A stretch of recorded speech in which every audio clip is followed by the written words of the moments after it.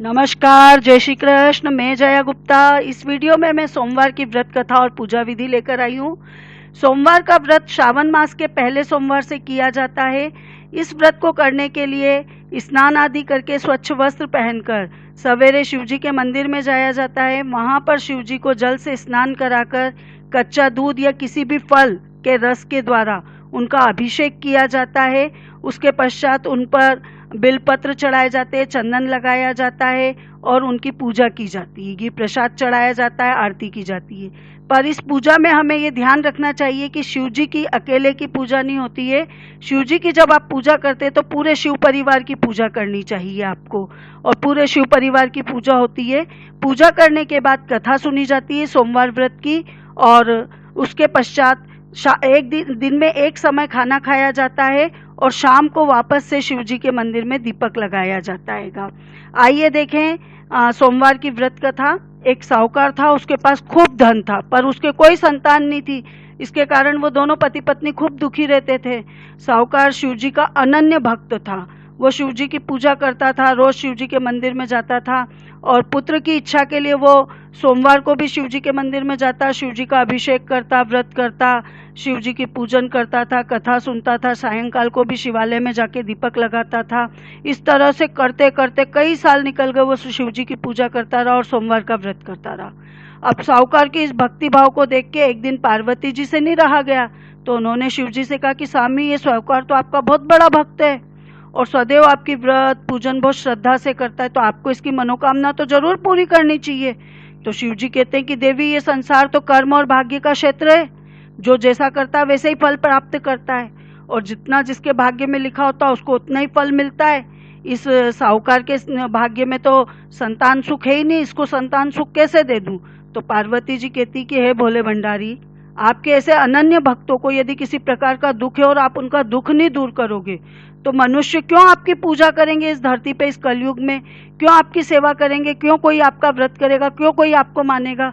तो पार्वती जी के इस तरह से कहने पे शिव जी को लगता है कि पार्वती जी सही कह रही हैं। तो कहते हैं कि इसके भाग्य में पुत्र योग तो नहीं है, पर आप बार बार कह रही हो तो मैं आपकी बात मान के इस साहूकार को 12 वर्ष के लिए एक पुत्र का वरदान दे देता हूँ। जब शिव जी पार्वती जी मंदिर में ये बातें कर रहे थे, उसी समय साहूकार मंदिर में पूजा करने आया था।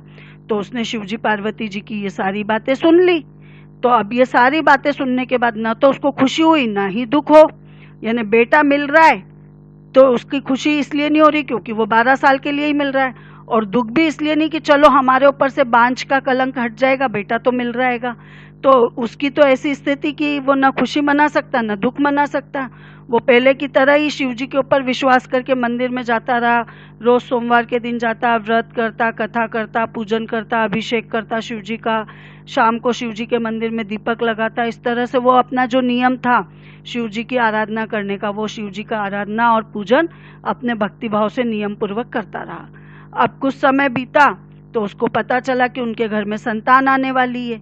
फिर थोड़ा समय निकला तो उसके पुत्र हो गया, तो उसको वो खबर मिली। तो जब पुत्र हुआ तब भी उसने कोई प्रसन्नता नहीं प्रकट की, नहीं किसी को ये बताया कि शिवजी पार्वती जी ने उसको ऐसा वरदान दिया था, नहीं उसने अपनी पत्नी को ये बात बताई, और ना ही ये बताया कि उनका पुत्र की आयु 12 वर्ष की, ये अल्पायु का पुत्र है। कुछ भी नहीं बोला उसने किसी को। अब वो बच्चा बढ़ने लगा धीरे धीरे। अब बालक 11 वर्ष का हो गया तो उसकी माँ कहने लगी अब मैं तो इसका विवाह करूंगी, क्योंकि पहले के ज़माने में तो क्या होता था, छोटी उम्र में ही बच्चों के विवाह हो जाते थे। तो उसकी माँ भी कहने लगी अब मैं तो मेरे बहू लेके आऊंगी, मैं तो इसका विवाह करूंगी। तो साहूकार मना कर देता है कि नहीं, मैं अभी इसका विवाह नहीं करूंगा, मैं तो अभी इसको आगे पढ़ने के लिए काशी भेजूंगा। क्योंकि वो यूँ सोचता है कि इसका विवाह करके अब ये तो अल्पायु का है, 1 साल बाद ये मर जाएगा, तो एक लड़की की ज़िंदगी क्यों खराब करें। तो ऐसा सोच के वो मना कर देता है। अब वो क्या करता है, उसको काशी भेजने के लिए उस बच्चे के मामा को बुलाता है और उनको खूब सारा धन देता है, यानी पूरी गाड़ी भर के धन दे देता है, और उनसे कहता है कि इस बालक को काशी पढ़ाने के लिए ले जाओ, और रास्ते में जितने भी गांव आए हर जगह रुकना, वहाँ पे यज्ञ करना, हवन करना, दान करना और ब्राह्मणों को भोजन कराना। इस तरह से तुम हर गांव में रुक के और ये सारे काम करते हुए, हवन, यज्ञ, दान और ब्राह्मणों को भोजन कराते हुए ही आगे बढ़ते जाना। अब वो लड़का और उसका मामा निकले तो वो इसी तरह से हर गांव में रुक रुक के भोजन बनाते, दान पुण्य करते, हवन करते, यज्ञ करते और ब्राह्मणों को जिमाते, इस तरह से करते हुए और जाने लगे। अब क्या हुआ कि रास्ते में वो जहाँ भी जाते गांव आता तो बाहर रुक जाते थे नगर के बाहर। तो एक गांव के नगर के बाहर वो रुके, तो वहां पे उस गांव की राजा की कन्या का विवाह होने वाला था। अब जिस लड़के से राजा की कन्या का विवाह होने वाला था वो भी वहीं गांव के बाहर ही रुके हुए थे जहां वो लोग रुके हुए थे। पहले ऐसे धर्मशालाएं होटलें तो होती नहीं थी, तो गांव के बाहर ही कोई खेत में या कोई बगीचे में अच्छी जगह जहाँ देखते थे वहां पे ही बारातों को रुकाया जाता था। तो इन्होंने भी वहीं रुका रखा था, राजा जी ने भी। तो अब वो बारात भी वहीं रुकी हुई थी और ये दोनों मामा भांजा भी वहीं जाके रुकते हैं। अब जिस लड़के से राजा की कन्या का विवाह हो रहा था वो एक आंख से काना था। तो विवाह के वहां पे बारात में दूल्हे के मामा ने देखा कि अपना लड़का काना है, तो कहीं ऐसा नहीं हो कि राजा इससे विवाह करने से मना कर दे कि मेरी बेटी का विवाह मैं तो काने से नहीं करूं।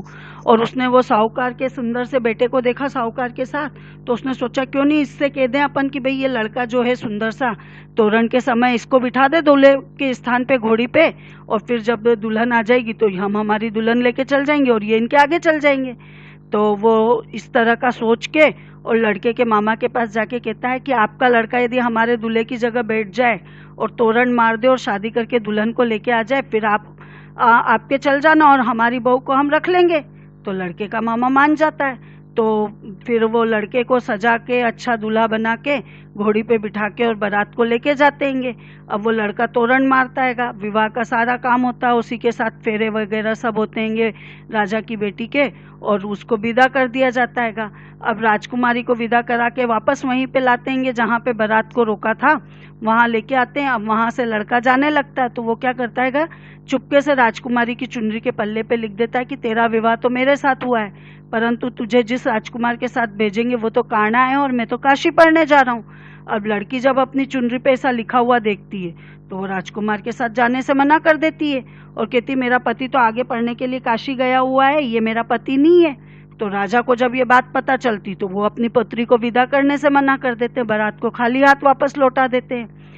अब वो साहूकार का लड़का और उसका मामा दोनों काशी पहुंच जाते हैं। अब वहां जाके भी उन्होंने एक अपनी कुटिया बना लेते हैं और एक आश्रम में उस बच्चे को विद्या अध्ययन के लिए भेजने लग जाते हैं। और उसके मामा रोज यज्ञ करते हैं, हवन करते हैं, दान दक्षिणा करते हैं, ब्राह्मणों को जिमाते, उनका रोज का काम चलता है इस तरह से। अब विद्या अध्ययन करते करते कुछ समय बीतता और लड़के की उम्र हो जाती 12 साल की। अब एक दिन क्या होता, वो यज्ञ करते रहते दोनों मामा भांजा, उस समय लड़के की अचानक तबीयत खराब हो जाती है। तो लड़का अपनी कुटिया के अंदर जाके सो जाता है कि मैं आता हूँ थोड़ी देर में। अब वो वहीं सोया रहता है और उसके तो प्राण निकल जाते हैं। अब थोड़ी देर होती जब वो नहीं आता है तो मामा अंदर जाके देखते हैं तो उसका भांजा तो मर जाता है। अब उनको ये सुन देख के बहुत दुख होता है कि इकलौता भांजा था और वो भी मर गया। पर वो ये सोचते हैं कि यदि इसी समय में रोना पीटना मचा दूंगा तो यज्ञ और ब्राह्मण भोजन अधूरा रह जाएगा। तो ये सोच के पहले वो यज्ञ पूरा करवाते, क्योंकि यज्ञ अधूरा चल रहा होता उस समय, और ब्राह्मणों को भोजन करवाते और उसके बाद वो रोना चालू कर देंगे। अब जब वो रोते रहते हैं उसी समय संयोग से शिवजी पार्वती जी उधर से निकलते हैं। तो जैसे ही वो जोर जोर से रोने की आवाज सुनते तो वहां जाके देखते हैं कि भाई कौन रो रहा है ऐसे। तो वहां जाके उस लड़के को पड़ा हुआ देखते हैं तो पार्वती जी पहचान जाती कि इस लड़के को तो अपन ने साहूकार को, जिसको 12 वर्ष की उम्र का बेटा दिया था, वही है ये बच्चा। तो पार्वती जी कहती कि शिव जी से कि तो उस साहूकार का लड़का है जिसे आपने 12 वर्ष की आयु प्रदान की थी और अब इसकी आयु पूरी हो गई तो ये चले गया। तो हे कृपा सिंधु, आप इस बालक को कुछ और आयु दो, नहीं तो इसके माता पिता तो बेचारे वहां पे गांव में तड़प तड़प के मर जाएंगे, क्योंकि अंत समय में उन्होंने तो इसको देखा भी नहीं है। अब पार्वती जी बार बार ऐसी जिद करती तो भोलेनाथ को उसको लंबी आयु का वरदान देना पड़ता है। अब वो लड़का पुनः जीवित हो जाता है। अब मामा भांजे दोनों जब देखते हैं शिवजी पार्वती जी को तो वो उनको प्रणाम करते हैं और वापस अपने नगर की तरफ जाते हैं।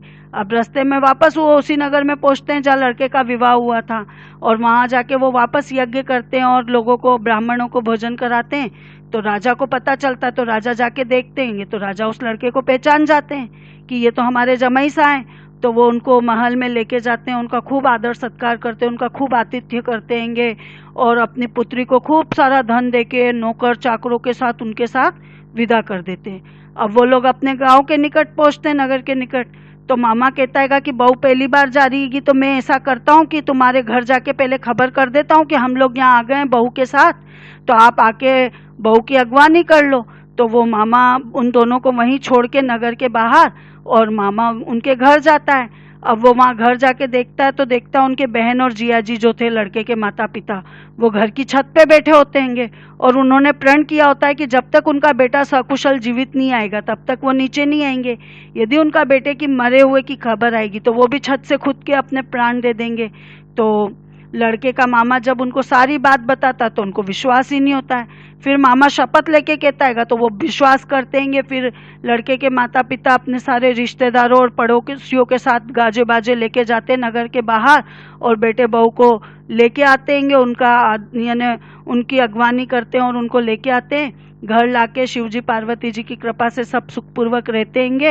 हे शिवजी महाराज, जैसे उस साहूकार को टूटे और उनको बेटा दिया ऐसे सबको देना। कथा अधूरी हो तो पूरी कर जो, पूरी हो तो मान कर जो भी मनुष्य सोमवार का व्रत करता है, शिवजी का अभिषेक करके पूजा करता है, कथा सुनता है और कहता है, शिवजी उसकी सभी मनोकामनाएं पूर्ण करते हैं। बोलो शंकर भगवान की जय।